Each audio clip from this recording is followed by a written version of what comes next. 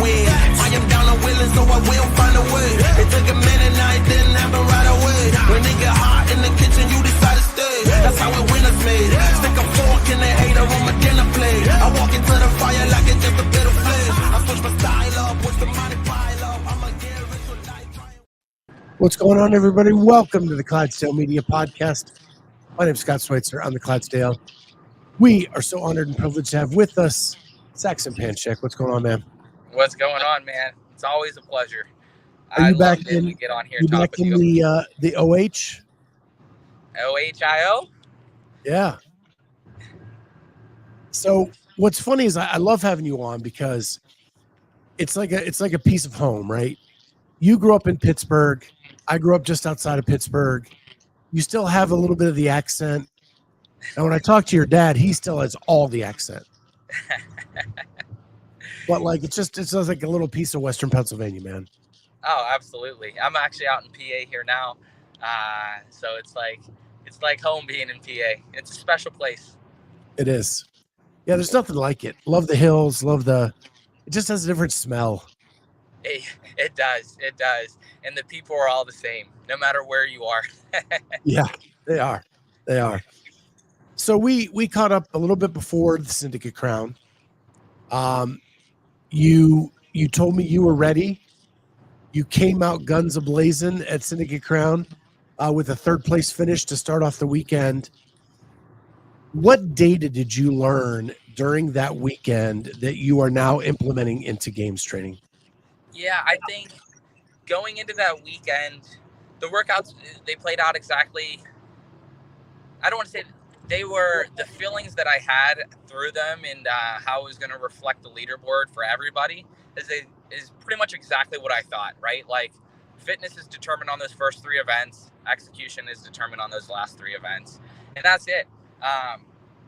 We had roughly about 5 weeks to train for those events. So there wasn't anything that was going to happen on the floor that didn't happen in training for the most part. I put the dumbbells down one extra time on the last one, and I felt like that was more of a, hey, let's not mess anything up and let's get to the games kind of thing. But I felt like going through the weekend, the feelings that I had was, you've done these workouts so many different times that, I don't get caught up in the race racing anyone else. The races will come at the CrossFit Games, but just focus on trusting your plans, trusting your times, keeping your reps clean, and executing over the weekend. And especially those first three events, I felt like I wanted to push things more. So other things, like when you add intensity to workout, even more intensity than maybe something that you're used to, typically, I think anyone that's competed fit, you typically get more sore when you're competing than you would in the gym. And in my opinion, that's just from adding the intensity that you get. So I felt like there was a lot of moments where I felt like my fitness wanted me to go further, but I still just kind of stayed in my lane and just trusted, I've done this before. Let's do the splits and the same splits on the workouts, the rep schemes that I did in training, and let's just focus on executing this entire weekend. And I felt like I did that pretty well.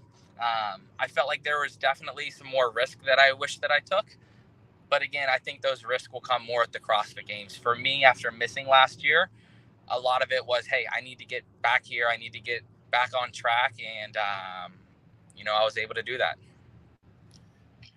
So I have a follow-up question to that, but Wad Zombie jumps in. Saxon's my new favorite athlete after his segment in the Hiller video. And we're going to get into a little bit of that later on in this. But so there is a conscious decision by you in the middle of semifinals to kind of throttle it back and make sure you get your ticket, as opposed to you've won semifinals in the past. Is it that less important now and just getting to the games is more? No, it depends. I think the year that I won my at the end of the day, as an athlete, you want to show up and you always want to win. You want to have that killer instinct, like show up and compete. For me, I just felt like that, like I just wasn't ready for that yet in my training, in my preparation. I think that I was more focused on getting to the CrossFit Games. And like I said, executing. Like after watching previous semifinals, great example was Cole Sager and Pat Vellner, right? Like they were willing to take some risk on the squat snatch ladder, and they had to go into that final event and they had to perform to get the ticket to the games. And for me, I just wanted to focus on, like I said, I wanted, my goal was for the weekend to be done by the time I went into that final event, and to be able to go into that final event and just focus on same thing, just executing, not willing to have my season come on the line at that point. Like I said, is that the killer instinct mindset that you want to like? I wouldn't say that's really killer instinct, but like I said, I just felt like I was under a different mindset that I've been under in previous years in training, and it was a lot back to just, like I said, getting on track and getting back to the CrossFit Games and be willing to take those risks there and show up with that instinct there. Yeah. So that last workout ate some people up. Yeah. What was that, a fear going in that you didn't want it to come down to that because there was some unpredictability in that workout? I think anytime you're looking at a workout under 3 minutes, let alone under 5 minutes, anybody can win that. Like anyone can show up and put out, in my opinion. Like that's where those are the ones that you need to capitalize on the most. And I look back at my second or third year at regionals. It was the 21-15-9 ring dip dumbbell snatch. And I was super nervous about that, but because it was such a short event and I ended up doing really bad on it. I don't want to say bad, but I just felt like it didn't come down to more fitness. It just came down to who can hold on to the dumbbell and go. And you need to be able to do all of those things.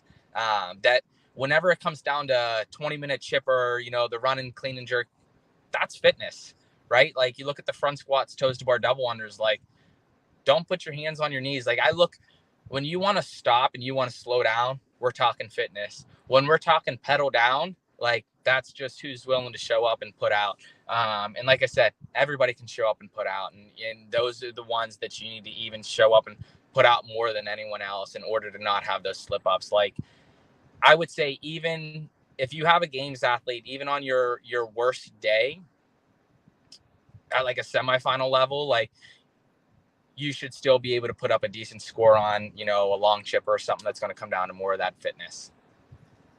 We've talked a bunch of times over the years, and you've always said to me that, and I met you as a judge.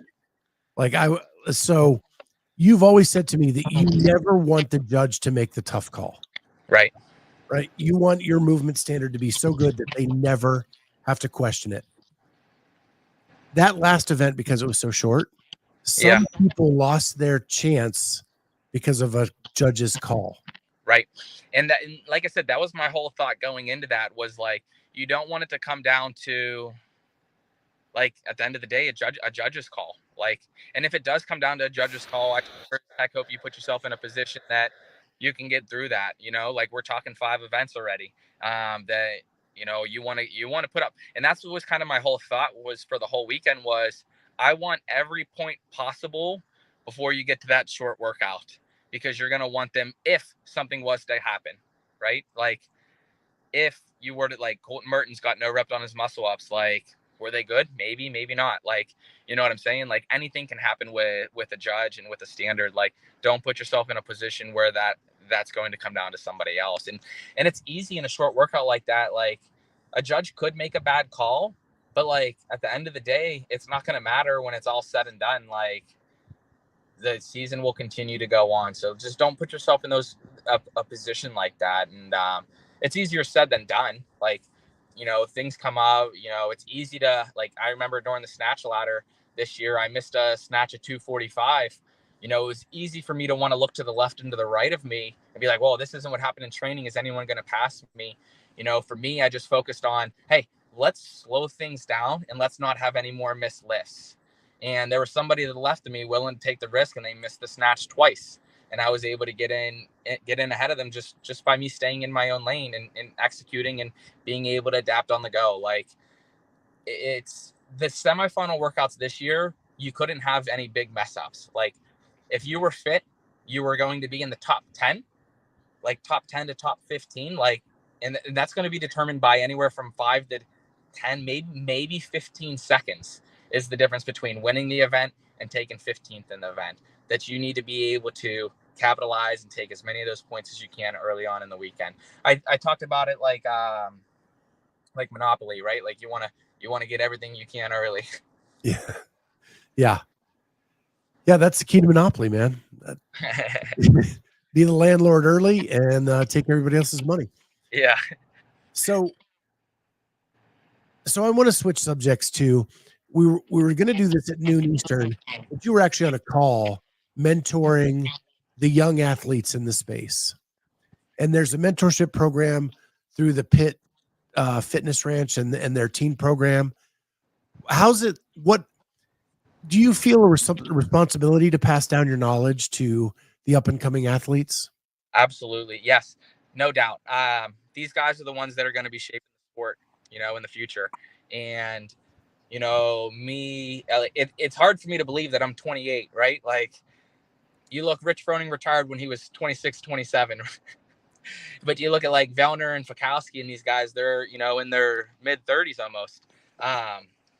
But like, this next generation's coming up and this is the conversation we had today. Like they're in charge of shaping the future, and I think it's just super important that they're hearing the right things. They're exposed to the right things. Like I want them to understand the methodology of CrossFit. I want them to understand, how you can continue to help this sport grow.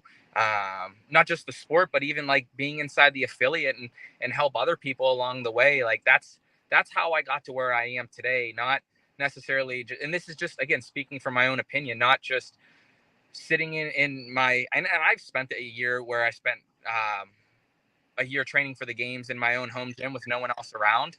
But like, that's not how we're going to continue to grow and continue to impact this sport. Like I find the most fulfillment inside an affiliate. And I'm not saying you have to go work out in the class every single day, but I'm just saying, like, and this is what I do in my affiliate now. I open the gym up on Sundays and I say, hey, anybody that wants to come throw down and, maybe do one workout or two workouts with me, or if you want to do the whole day with me, come train with me. And I had like this last Sunday, I think I had like 10 people in there training with me, and they just want the push. They want to get better and I want to get better. And we just push each other to get better. And I just think that's where CrossFit started, and that's where the magic happened. And I just want to continue to carry that on and be able to pass that knowledge on to these young guys. Like it's not just sitting there by yourself, like if you're sitting in your own gym by yourself all day, all year, and then you show up to compete at the, whether it's the CrossFit Games or, maybe you're just a local event kind of person, you sit there by yourself. Like, are you really having an impact on people? Typically when you're competing, you're not seeing the true side of people. They're so focused on competing and recovering and staying focused that, like, when does that happen? It doesn't. Yeah. So that's a perfect segue. But first, I can't believe you're 28. I met you when you were 19 years old, man. I was just having a conversation with someone in the gym. I was with the Mayhem guys. I said, how old do you think I am? They're like, well, we thought you were 22, 23. And then we realized you've been to the game so many times that we realized, well, there's no way he competed when he was 15. You were actually a teen athlete before there was a teen division. Yeah. Which is crazy to think about. But honestly, that had the expectations set very high for me, that I needed to focus on the big picture, that, when I turned 20, 21, that I needed to be able to step into I will call it the big kid division, and be able to throw down with these guys. There is no modifications, 135 is 135. So it really had me focusing on the big picture. And that was kind of what I was talking to these teenagers about is, yes, you get to go to the CrossFit Games as a teen, but you have they're 14. You have these next 4 to 6 years to focus on the big picture, to become a well-rounded athlete, to be able to, and I said, I don't want you to, when you turn 18, I don't want to have these 3-4 years where you're trying to figure out how to break through to the individual division. I want you to step up at 18, and I want you to whoop on me. I'm not going to make it easy, but I want you to be able to throw down and try and beat me. And I just think that's so important. Do you think having the teen division has created like a short-term success that may hinder the long-term goal? I think it depends on what you're exposed to and the mentor that you have and the coach that you have and really what they're looking at. I think it's very easy to get consumed and be like, oh, I want the sponsors, I want the platform, I want the followers, I want to win, and focus on all of these things.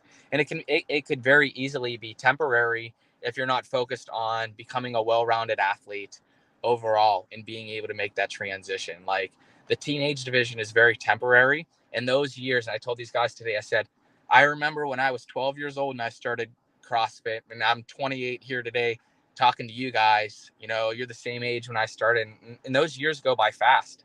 That you need to be able to focus on the big picture. You need to be able to build a team around you that's focused on that big picture. And we'll see what happens. Yeah. I know that that's what led me to great success in this, and to be able to have that transition, to be able to go to the CrossFit Games when I was 21 years old. But like I said, everybody's different, and I'll never tell anyone what to do, but I'll tell you from experience the things that I've experienced, and really just sitting and being able to observe of what I've seen with other athletes. So I want to shift gears again to your interview with Dave and kind of you talking about the community. One, I got to tell you, you almost made Dave miss his plane, which was cracking me up. First and foremost, but the questions you were asking were very much more methodology, affiliate, community based than just games questions. Right. So, and with the Hiller video too, that you were very much diving into those subjects. Do you have a bigger plan later in life, like maybe seminar staff or owning your own affiliate again, anything like that? Or is that what's kind of on your mind? Yeah. I mean, honestly, I want to be involved. CrossFit's what I know. It's what I love. What that's going to look like, when I'm done competing or what through my years of competing, I don't know what that's going to look like. I just know that I want to impact as many lives as I can. And I want to be able to just spread the methodology in as many ways as I can. Like you look at what and I caught a lot of heat, and a lot of people were saying, oh, games athletes don't need to have their level 1 and they shouldn't be training in an affiliate with normal people. And it's impossible to go to the CrossFit Games training in an affiliate. And that's not what I'm saying. What I'm saying is, why would you not want to understand the methodology of the sport that you're doing? And like, I just think that that's the number one thing. Like, that's like me playing football and not understanding, the foundation of football, right? Like, I think that there's so much to the methodology that you can add as an athlete, and understanding, like, that's what's shaping the future. Like, why would you not want to understand what you're doing? Why would you not want to, like, I get it's a sport and I get people want to focus on competing, and I think there's a time and a place for that, but also, like, you have the ability to grow it. Why would you not want to grow it? Why would you not want to have an impact and continue to grow as an athlete, to continue to grow as a coach? Like Tom, like, and I compare it to other sports. Like Tom Brady could coach himself, Michael Jordan could coach himself. Like, why would you not want to be able to coach yourself and be able to look at, like, you imagine if you were to go to the CrossFit Games and they said, hey, no coaches. You look at 2020, there was a lot of moments where you didn't have your coach there with you. So, like, why would you not want to understand things to become a better coach? Because in my opinion, when you become a better coach, you become a better athlete. It's so full circle. Because the first time I ever interviewed you, you said almost the exact same statement in your affiliate at the time, Cliffside. We were sitting on boxes and you were coaching yourself at that time. Yeah. And you said these exact same words. It's so cool that I'll live by full circle. And I have, like, again, I have a coach, right? Like, but I also, there's days where I'm like, hey, I don't feel that this is what I need today.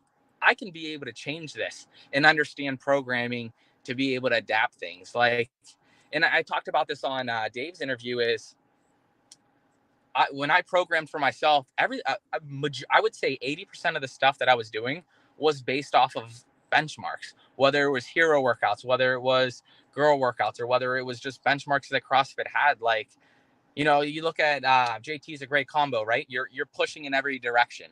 You got your ring dips, your handstand push-ups. Like, what we could switch that with pulling. Why not pull in every direction? A strict pull up, a rower, a deadlift, like push pulls in different directions, how much it can actually affect your body.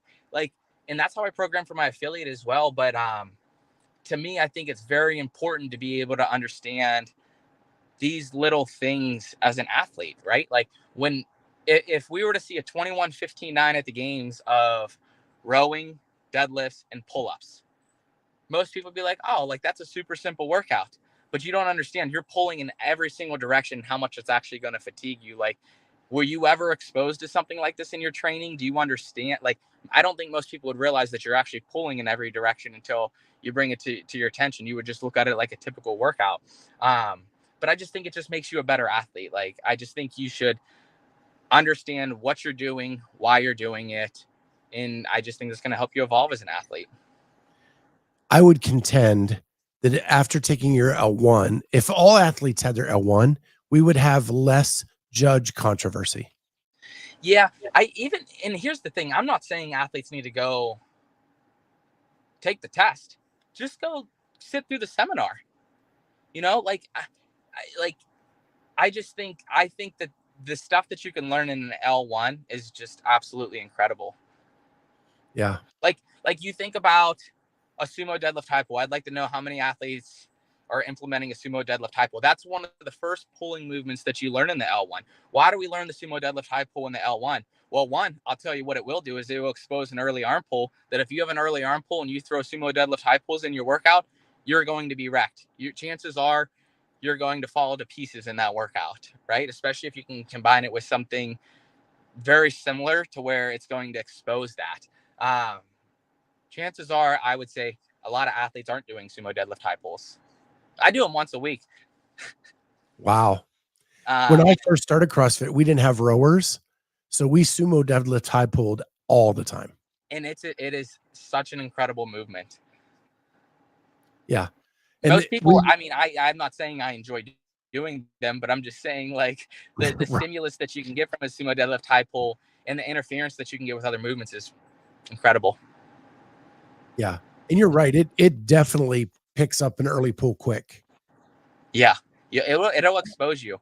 But honestly, it's little things like that.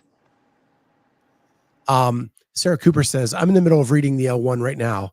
Seems like valuable information for everyone, especially when the athletes from last year got a free one. Yeah. Yeah. Where do you sit with are you L1 or L2? I'm going to go for my L2 after the games. Okay, cool. Yeah. You plan on taking the less times than the L1? I know, hopefully. Yeah.